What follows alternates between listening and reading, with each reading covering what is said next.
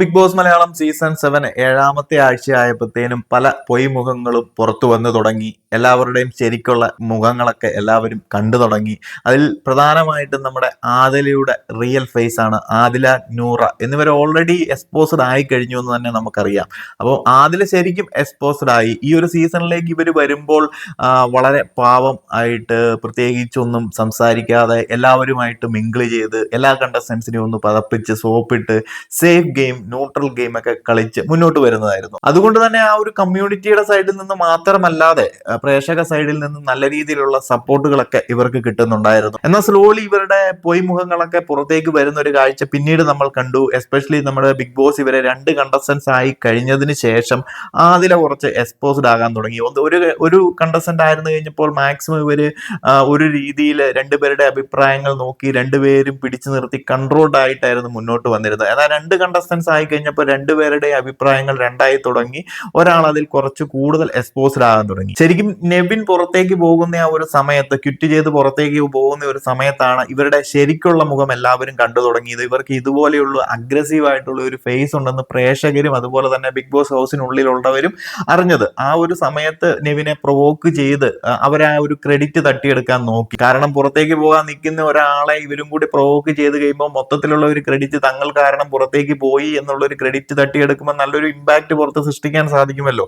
എന്നാൽ നെവിൻ തിരിച്ചു കയറി വന്നതോടുകൂടി ഇവരുടെ ആ ഒരു അഗ്രസീവ് മുഖം എല്ലാവരും കണ്ട് മനസ്സിലാക്കുകയും നെവിൻ പോയോ അതുമില്ല, ഇവർ മൊത്തത്തിൽ ചമ്മി നാറിയിരിക്കുന്ന ഒരു അവസ്ഥയാണ് നമ്മളൊക്കെ കണ്ട. എന്നാൽ പോലും ഇവർക്ക് കിട്ടിയ ഒരു അല്ലെങ്കിൽ പ്രേക്ഷകർ കൊടുക്കുന്ന സപ്പോർട്ട് ഒരിക്കലും പിന്നീട് പോകത്തില്ല. പിന്നീട് ഇവര് മുന്നോട്ട് പോകുന്ന ഓരോ നിമിഷവും ഇവരുടെ ഓരോ രീതിയിലുള്ള ചതിപ്രയോഗങ്ങളും അല്ലെങ്കിൽ കൂടത്തിൽ നിന്ന് കുതികാല് വിട്ടുന്ന പരിപാടികളുമാണ് കണ്ടുവന്നത്. നൂറയാണെന്നുണ്ടെങ്കിൽ ആതിരയുടെ അത്രയും വരത്തില്ലെങ്കിൽ പോലും ഒരു സൈലന്റ് ഗെയിമറാണ്, അല്ലെങ്കിൽ ഒരു സൈലന്റ് കില്ലർ എന്ന് തന്നെ നമുക്ക് പറയാം. കൂടെ കൂടി നിന്നിട്ട് അല്ലെങ്കിൽ കൂടെ കൂട്ടിയിട്ട് ചതിക്കും. അതൊരിക്കലും നമുക്കൊരു നല്ലൊരു ഗെയിമറായിട്ട് നമുക്ക് പറയാൻ പറ്റത്തില്ല. ഗെയിമർ ആണെന്നുണ്ടെങ്കിൽ നേരെ നിന്ന് സ്ട്രോങ് ആയിട്ട് നേരെ നിന്ന് ഗെയിം കളിക്കണം, അല്ലാണ്ട് കൂടത്തിൽ നിന്ന് പിന്നീന്ന് കുത്തുന്ന പരിപാടി കാണിച്ചു കഴിഞ്ഞാൽ അതൊരു നല്ല ഗെയിമറിന് പറ്റുന്ന പരിപാടിയല്ല. എന്താണെങ്കിലും നോറ കുറച്ച് സൈലന്റ് ആയിട്ട് നടക്കുമ്പോൾ ആദില കുറച്ച് അഗ്രസീവ് ആയിട്ട് മുന്നോട്ട് ഇറങ്ങി എല്ലാവരെയും വെറുപ്പിച്ച് പയ്യെ കയറി വരുന്നുണ്ടായിരുന്നു. എന്നാൽ പോലും കുഴപ്പമില്ലാത്ത ഒരു സപ്പോർട്ട് പ്രേക്ഷക സൈഡിൽ നിന്ന് പോകുമ്പോഴാണ് വൈൽഡ് കാർഡ്സ് വന്ന് പുറത്തു നിന്ന് കമ്മ്യൂണിറ്റി സപ്പോർട്ടും ഇവർക്ക് കിട്ടുന്ന പ്രേക്ഷക പിന്തുണയൊക്കെ മനസ്സിലാക്കിയ ശേഷം ഇവർ കുറച്ചും കൂടി അഗ്രസീവ് ആയിട്ട് എല്ലാവരോടും കുറച്ച് പഴയ ഒരു പാവത്താൻ മട്ടൊക്കെ മാറി നല്ല രീതിയിൽ നിന്ന് സംസാരിക്കാനും കാര്യങ്ങളും ഒക്കെ തുടങ്ങി. അതിന്റെ ഒപ്പം നമ്മുടെ ലക്ഷ്മി നടത്തിയ ഒരു സ്റ്റേറ്റ്മെന്റ് ഇവർക്ക് ഭയങ്കരമായിട്ട് ഹെൽപ്ഫുൾ ആയി. ലാലേട്ടൻ കൂടി നല്ല രീതിയിൽ വന്ന് ലക്ഷ്മിനെ റോസ്റ്റ് ചെയ്ത് കഴിഞ്ഞപ്പോൾ പ്രേക്ഷക സൈഡിൽ നിന്ന് നല്ല സപ്പോർട്ട് ഉണ്ടെന്ന് മനസ്സിലാക്കി ഇവർ എല്ലാവരോടും ആ ഒരു രീതിയിലും ഭയങ്കര അഹങ്കാരത്തോടും കൂടി സംസാരിക്കാനും അഹങ്കാരത്തോടു കൂടി തന്നെ ബിഗ് ബോസ് ഹൗസിനുള്ളിൽ നിൽക്കാനും തുടങ്ങി.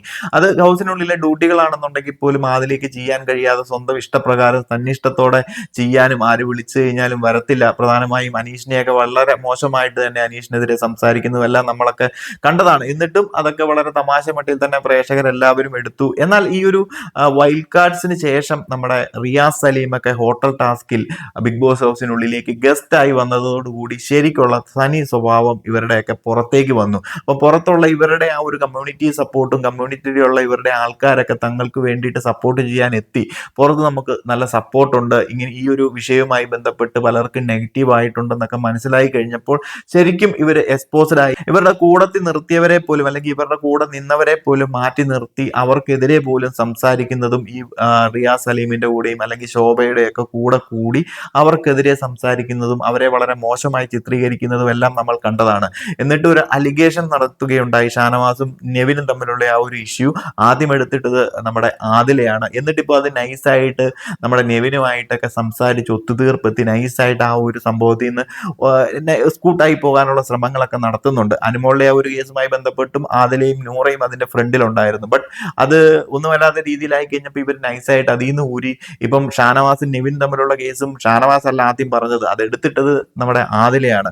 ഇപ്പൊ അതെന്തോ നെഗറ്റീവ് ആകും. നമ്മുടെ റിയാസ് ഒക്കെ ഉള്ളിലേക്ക് വന്നതിന് ശേഷം അവരുടെ ഉപദേശമൊക്കെ നേടിയതിന് ശേഷം ഈ നെവിന്റെ അടുത്ത് പോയി സംസാരിച്ച് അവരങ്ങ് നൈസായിട്ട് അങ്ങോട്ട് ഒത്തുതീർത്ത് അവർ ആ ഒരു ഫ്രെയിമിൽ ടീമിൽ നിന്ന് പയ്യെ അങ്ങ് ഒഴിഞ്ഞു പോകുകയാണ്. ഷാനവാസും അതുപോലെ തന്നെ നെവിനും ആകുമല്ലോ. അപ്പൊ മൊത്തത്തിൽ ഒരു തരികിട ഗെയിമാണ് കളിച്ചുകൊണ്ടിരിക്കുന്നത്. പ്രേക്ഷകരെ മൊത്തം വിഡ്ഢികളാക്കി പാവത്താന്മാരെ പോലെ വന്നിട്ട് പയ്യെ സ്ലോലി ഇവർ പോലും അറിയാതെ ഇവരുടെ ആ ഒരു തനിക്കുണം പുറത്തേക്ക് വരുന്ന ഒരു കാഴ്ച നമ്മളെല്ലാവരും ഓൾറെഡി കണ്ടു കഴിഞ്ഞു. സോ നിങ്ങൾ പ്രേക്ഷകരുടെ അഭിപ്രായങ്ങളൊക്കെ ഒന്ന് പറയുക. അപ്പൊ ഇത്രയും നാൾ സപ്പോർട്ട് ചെയ്തവരൊക്കെ എന്ത് പറയുന്നു? നിങ്ങളൊക്കെ വിശ്വസിച്ചതുപോലെ ആയിരുന്നോ? ഇപ്പം ശരിക്കുള്ള ഫേസും അതുപോലെ ആർക്കിട്ടൊക്കെ ഏത് രീതിയിൽ പുറകെ നിന്ന് കുത്തുന്നുണ്ടെന്നും ഏത് രീതിയിൽ ഇവർ ഗെയിം കളിച്ച് നമ്മളെയൊക്കെ പറ്റിക്കാൻ നോക്കുന്നുണ്ടെന്നും അപ്പം ബാക്കിയുള്ള കാര്യങ്ങളെ കുറിച്ചൊന്നും ഞാൻ ഇവിടെ വിശദീകരിക്കുന്നില്ല. കാരണം അത് അവരുടേതായിട്ടുള്ള ക്യാരക്ടർ പിടിച്ച് ഗെയിം കളിച്ച് അവർ മുന്നോട്ട് പോയിക്കോട്ടെ. ബട്ട് പ്രേക്ഷകരായ നിങ്ങൾ അത് പറ്റിക്കപ്പെടാതെ നോക്കുക. എല്ലാവരും ഗെയിം കളിക്കാനാണ് വന്നത്. നിങ്ങളെ പറ്റിച്ച് ഗെയിം കളിക്കുന്നവരെ ഒരിക്കലും വിജയിപ്പിക്കാതിരിക്കുക. അവിടെ നിന്ന് നല്ല രീതിയിൽ നിന്ന് മികച്ച രീതിയിൽ പെർഫോമൻസ് കാഴ്ചവെച്ച് പറ്റിക്കാതെ നല്ല രീതിയിൽ ഗെയിം കളിച്ച് പോകുന്നവരെയൊക്കെ സപ്പോർട്ട് ചെയ്യാൻ ശ്രമിക്കുക. അതല്ലാതെ പലരുടെയും വാക്കുകൾ കേട്ട് സോഷ്യൽ മീഡിയയിൽ കാണിച്ചു കൂട്ടുന്ന സപ്പോർട്ടുകളും കാര്യങ്ങളും PR-ന്റെ സപ്പോർട്ടുകളും കാര്യങ്ങളും ഒന്നും കണ്ട ആരെയും സപ്പോർട്ട് ചെയ്യാതിരിക്കുക. എനിവേസ് കൂടുതൽ അപ്ഡേറ്റുകളുമായിട്ട് മറ്റൊരു വീഡിയോയിൽ കാണാം.